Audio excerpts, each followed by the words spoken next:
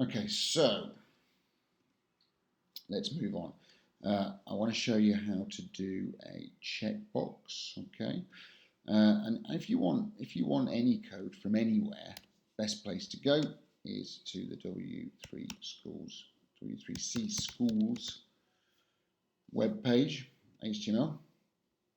And if we have a look in there, you can find normally the forms, which is down here. And then we've got all these different types of input, etc. And your checkbox is down here. Looks, there is checkbox.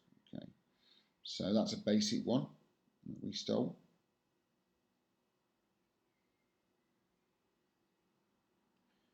And now what we want is a checkbox. So that's a radio box. We could probably do a radio and a check. Let's do a checkbox first. So there's the code. We've already got the form code. So this is my new page. Incidentally, with regard to the form code, we do want to submit this form back to itself to do the checking. So I'm going to change that form name up there. And I'm gonna now, I think below the first name, let's do a gender. Okay, so here's what we'll do. Choices are male and female. So let's start fair sex first. Gender.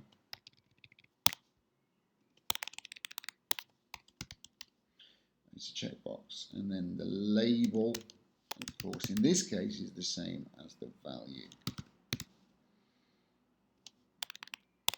Now what I might do actually is put the label before the box, and then there's male like this, and we'll see how that looks. Let's put a line break on there, do that, that's all good. So we can have a little look at that. So we'll need a break after the first name. So there, we've got that one there. So after that pass, we can insert a break. And there we go, and we've got male and female. So it needs to say gender, doesn't it? It really does. So in front of it, we could have gender. Then we'll have another break. Then we've got male and female. I think I'm going to get rid of this one here. I don't like it. That's better. There we go. Everything is currently aligned to the middle, which I don't like. And what I might do is have two breaks at the end of a field. So you've got that. Let's just adjust the alignment here. So I'm going to throw a style in here. Text align left. Let's just have a look at how that looks. Ah, better. That is a lot better. I like that. So that's checkbox. Now, how do you deal with a checkbox? How do you process the information? Well, it's called gender.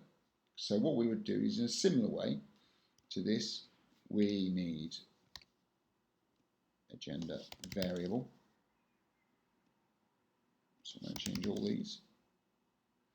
We also need a gender error. Okay, so that's that. So if we save that now, what we can do is we can add in the code that will deal with an error. So if gender is not present, then we need to throw an error message at them. So my error message, I'm going to copy directly from there. I'm going to throw this after gender. And of course, this needs to say gender. If gender error, okay, please choose gender. And that's that. Okay, good. Right, your turn. You can now do all of the checkboxes as per your example, whatever it is you ended up choosing to do. Now it's time for you to do your checkboxes.